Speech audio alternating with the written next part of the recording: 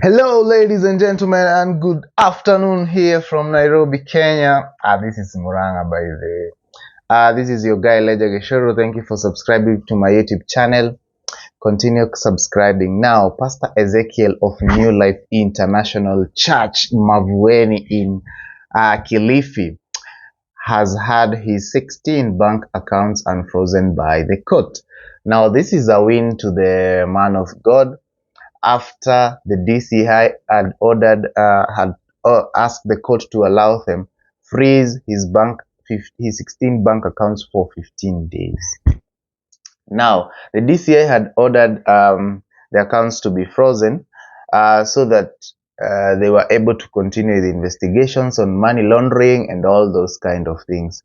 But now, after the 15 days lapsed, the court was able now to allow Pastor Ezekiel to access his 16 bank accounts. This is a series of major wins against for the man of God, remembering that also the court allowed allowed his church to be reopened after it was closed.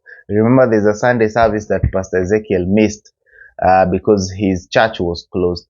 But now the court allowed his church to be reopened and directed the police to open the church. Now they have directed his bank accounts to be reopened.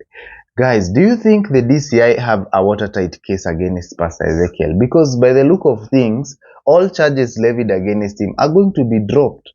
Because the court does not work on emotions. The court works in terms of evidence that has been tabled against a case. The law in Kenya states clearly, everybody is innocent until proven guilty. And that's how we had people like DJ Fatso being let free off the hook, complete, no charges, murder charges exonerated against him. So even Pastor Ezekiel, by the look of things and by the pattern of how things are going, this man is going to be set free of all the charges that has been levied against him, unless the prosecution comes up with a watertight case that has enough evidence. Remember, the DCI had also asked the court time to detain him. For example, he was arrested on a Friday. You know, when you're arrested on a Friday, you have to stay Saturday, Sunday, so that you go to court on Monday. On Monday was a holiday, so he stayed up to, I think, Monday, around 4 days in cell. But when they went to court, he was also let free on bail. I think 1.5 million cash bail. So the way this case is going, I think it's going to end in embarrassment for the DCI if they don't do a thorough job, and if there is no case. But in any case, we just pray for justice to prevail. So his 5 bank accounts, his bank accounts include Cooperative, NCBA, Equity, KCB, and HFC Bank. So his lawyers, Dunstan Omari, and the other one, Cliff Ombeta, they're the one who have secured his win. Also another thing to note is that these bank accounts are registered under his church, New Life International Church, and the school. So there's no account that reads Pastor Ezekiel. So the 15 days lapsed, but in contrast, the DCI was actually requesting more time.